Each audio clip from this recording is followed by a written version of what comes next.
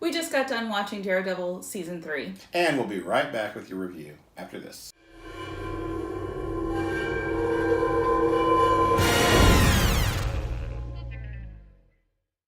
Hi, folks. Welcome back to Pop Pop Fizzle. I'm Heidi. What? No, I'm Heidi. Oh, you're Heidi. That's right. I always get that confused. It's really not hard. Names are just placeholders for images. All names are made up. Yes. I need my I'm so dependent upon my phone now anyway. I just have like pictures of people. Call this one. Anyway, we're a little delirious and tired. It's late for us, but we just got through doing a review for The House on The Haunting of Hill House. I get that wrong all the time. Yep. And now we're here to talk about Netflix's Daredevil Season 3. Yay! And we're going to do this kind of similar to the way we did the other one. We're going to talk non-spoilers up front. We're going to give you sort of our recommendation where it falls on our scale. And then we'll take a little bit of a break and then we'll jump into some spoiler discussion. We'll give you ample warning to hop off if you haven't watched Daredevil Season 3 yet. Okay. All right, Heidi, what were your thoughts? I loved it. All right. Really Simple? Really simple. Well but put. yeah, it was, I feel like it was just as well done as the last two seasons. And really just enjoyed all of it. So I loved it. Yeah. I thought it was really well done, really well acted.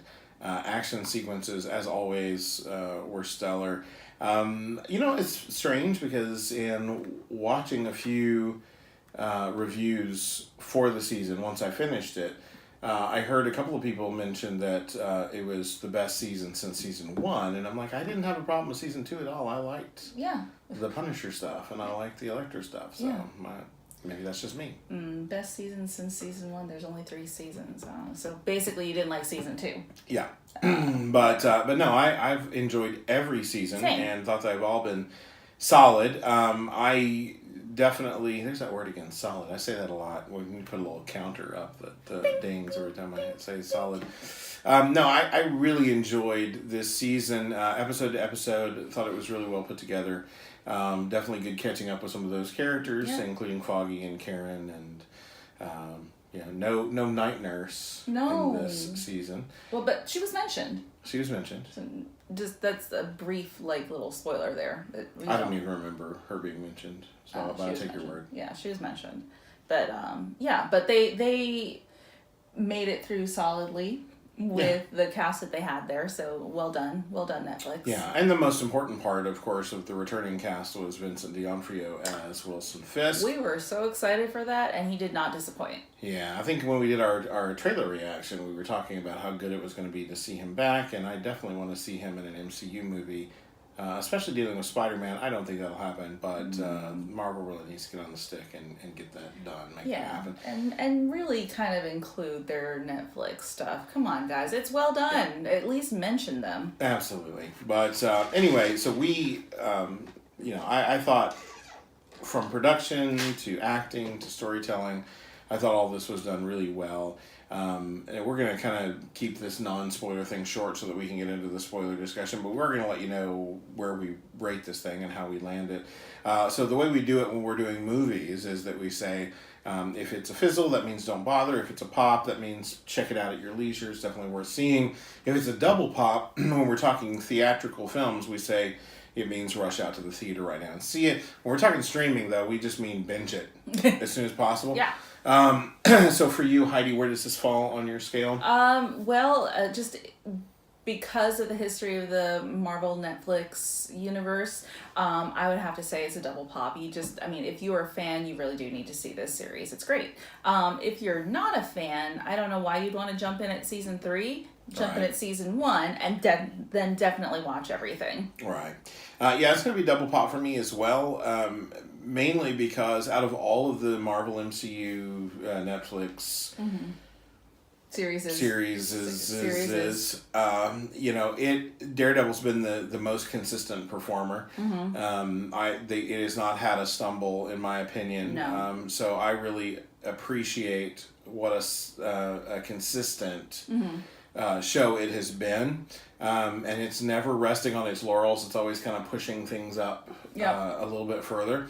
And I like that. So, yeah, for me, it's definitely a double pop. You should binge this thing as soon as possible. And then, certainly once you've seen it all, then come back and watch the rest of this video, because we're going to jump into spoilers here in just a minute. But first we were going to talk about something else. What was that? That would be your new book that's coming out on November 19th. Wait, I have a new book coming out on November 19th? He has a new book coming out on November 19th. Wow. Yeah. Where's it coming? Where is it coming? Yeah. In the mail? If somebody orders it now? Well, that's true. You can order it from my web store. And actually, you can get 20% off right now. I'll put the link down here. For 20% off with promo code SHADOW. The new book is called Shadow Plays. It will be available on Amazon and Kindle and stuff like that starting on the 19th. However, I think pre-orders are up for Kindle. They're not doing that for the paperback. I don't know why. Weird. I just do what they tell me. Anyway, if you want to order it from me to make sure that you get a copy early, you can certainly do that. Those links will be down in the description. Again, promo code SHADOW will give you 20% off. If you want me to sign it, there'll be an option for you to check on there. If you don't, it won't offend me at all. It's a collection of 15 short stories that I've been writing on for a while. I'm super proud of this. My good buddy Robin Parrish, who is a fantastic author in his own right, wrote the foreword for me, which was very kind of him. A lot of people in my life jumped in to provide little bits and bobs to make this thing happen, whether it was editing work or, just sort of letting me bounce things off of them. You, of course, are always instrumental behind the scenes, letting me bounce things off of you. So anyway, that's what I'm up to when the camera's not rolling. So I thought I'd share that with you and give you the opportunity to get that early and get the 20% off. Anyway, now, this is the point of the show where we're going to talk spoilers. So if you have not watched Daredevil Season 3, this will be your last time to deboard this train, or plane. Deplane? Deplane? Deplane. Deplane. Oh. Yes. No, I meant deboard, like get off the train. Is that right, though? Or do you debark. Train? Debark? Debark. Oh, you debark a ship. Debark was a band, I think, in the late 80s. They had that Wonder Who's Holding Donna Now song. Anyway, we're going to talk spoilers now for Daredevil. Season 3, yeah. Although we may mention things from other seasons as well, but primarily Season 3. Okay, so Heidi, yes. now that we are free to talk spoilery, what stood out to you? I'm really mad that we didn't get to see him in his suit. Yeah. Yeah. I'm sorry, that black thing yes, I get it, I understand, but come on, man, you had a good suit, and I get why you weren't wearing it, but... Yeah. And I think given that they had another character in that suit, that it would have been a little confusing. So I understand, I get it, but it's annoying. We also didn't get to see that other character in his more famous suit. Or called by his more famous name. All right. However... and of course we're talking Bullseye, because this is the spoiler section here, or Dax as he's referred to in this. There were a few things, and I said to you that I was going to save it for our sort of spoiler discussion, that connected to the, I'm losing my voice, so I apologize, the Born Again storyline, which is a famous Daredevil storyline that Frank Miller was a part of, aside from The Dark Knight. Frank Miller's just premier Batman story that everybody talks about and thinks is the greatest thing since sliced bread. I'm not that big of a fan, to be honest. Betty White came first. I think sliced bread is the greatest thing since Betty White. Okay, I'll buy that. For me, Born Again is the better Frank Miller story. If you want a breakdown of Daredevil Born Again, we'll put a link down here. We don't know the folks at Comic Bot, but we do watch them sometimes, and they just recently, I recently watched them breaking down that particular storyline. So if you want a more in-depth view of that, to see how it compares to the series, you'll get it there. They don't really talk about the show, but you'll be able to do your own comparisons when you hear that. But something stood out to me. Namely that in that storyline, yes, Wilson Fisk has someone else in the Daredevil suit. It's not Bullseye in that, though. Oh. He literally just hires some killer guy off the street and puts him in it and says, go out there and do your worst as Daredevil. And in that series, he does his best to discredit Matt Murdock at every turn. Now, in that series, the way that he finds out that Matt is Daredevil is that Karen Page has gone off to Hollywood to become an actress, but instead she falls really hard. She doesn't do well at all. She ends up being a drug addict and a porn star. That's right. And at one point, she's so desperate for a fix that she offers up Daredevil's identity to some low-level hood that has drugs. Well, the Kingpins put it on the street. If anybody ever says they know who Daredevil is, no matter how ludicrous it sounds, you bring that information to me. And the drug pusher does, and Fisk kills him immediately, or has him killed immediately, because he doesn't want anyone else to know. Right. I just want to know. Yeah. And he goes on this tear of just using all of his resources to dismantle Matt Murdock's side. He blows up his apartment. He does. Yeah, so... I mean, we see a bit of that in this. Yeah, but in that storyline, though, it's after he tries to have him killed and all of that he ends up being taken care of at a church by Sister Maggie. Mm-hmm. And it's not until a different storyline way on down the road that or maybe it's at the end of that storyline. I can't remember. It's been a while since I've read Born Again. But it's a while before he finds out that Maggie's his mother. Mm-hmm. So that element was used here. Someone in the Daredevil costume was used here. Karen Page having a drug-riddled past is used here. Mm-hmm. The notion of Matt's life being sort of dismantled and Daredevil being blamed for things that he didn't do, also used here. Fisk sort of trying to seem legitimate, also used here.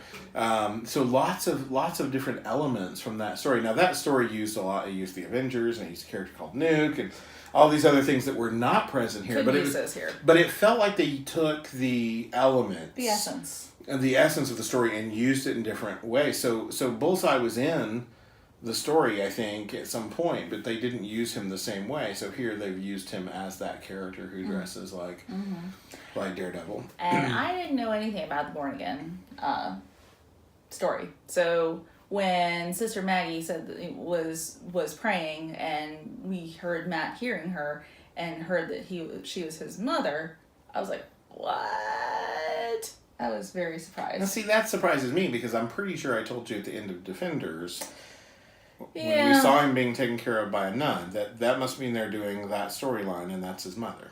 I don't remember that. I did. Pretty sure of it. I don't remember that. That's okay. I slept. Yeah.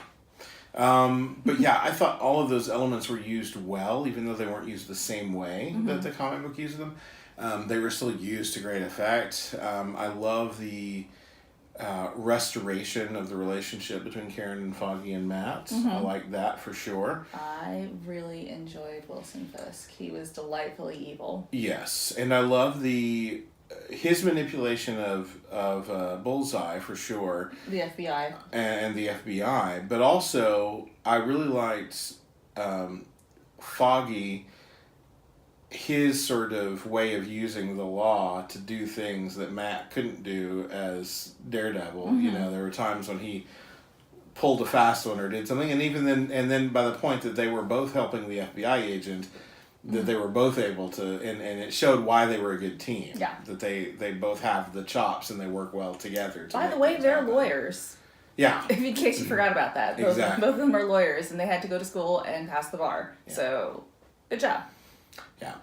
And that FBI agent's story was so sad. Oh my God. By the way it all came together at the end. Although, I'll have to say, throughout the series, his wife got on my nerves. She got on my nerves. You mentioned. She got on my nerves so much. It's like, if you've married an FBI guy, you gotta know that he's got stuff he can't talk to you about. You gotta know that there may or may not be danger that comes to your home. And you gotta know that he may or may not be able to talk to you about that. It's, as the doctor said, or somebody in the doctor's episode said, run now, ask questions later. Don't sit here chewing him out for something that you don't understand until you can understand all of it later. And then, if you're still mad, then chew him out. But she was just always that and her concerns about the money when clearly he had helped her sister or whatever. Oh my gosh! They went into debt to help her sister's health, and she's pissy about the money. It's like, really? Where do you think the money went, sweetheart?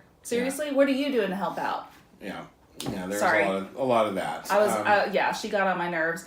she redeemed herself in those final episodes, thankfully, and she unfortunately too little too late understood why her husband was the way he was. I will say the one thing I did not understand about season 3 was almost every time Karen was in danger, or almost every time Fisk was seemingly too big to take down, it's like, doesn't anybody have Frank Castle's number? Doesn't anybody remember Frank Castle? Because Frank Castle will go after it. Unless season 2 of The Punisher explains why he wasn't there. Yeah. Which it might. It might. But I'm just like, come on. You telling me that Frank Castle wouldn't love to take a shot at Wilson Fisk? Wouldn't love to be involved in this? Seriously, but yeah. He may be out of pocket for some reason that we just don't know because we don't. And I get that on his best day, Matt probably doesn't want a killer loose shooting off guns at people in the streets and whatever.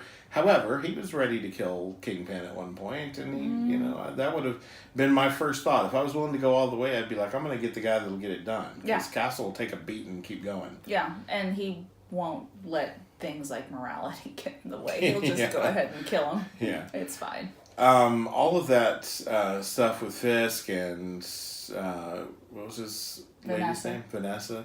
All of that stuff, she's as messed up as he is. Oh my gosh, yeah, she's crazy. Yeah, and they really did a good job of building that in that first season, where at first she didn't seem that crazy, but then the more she was with him, you kind of got that sadistic side of her. Yeah, you don't pair up with somebody like him if you're a nice normal girl. It just doesn't. Are you trying to say that crazy attracts crazy, Ben? I think so. Yeah. Okay. Yeah. Anyway, but yeah, that's that I found interesting because I think in the comics I know that at one point she was as much a threat as he was, that he was out of commission for a while and Vanessa was the problem that Daredevil had to deal with, and so that's interesting in and of itself. It'll be interesting to see if they do that at some point. Yeah. I don't know, with a couple of Netflix Marvel shows being canceled, Luke Cage and Iron Fist.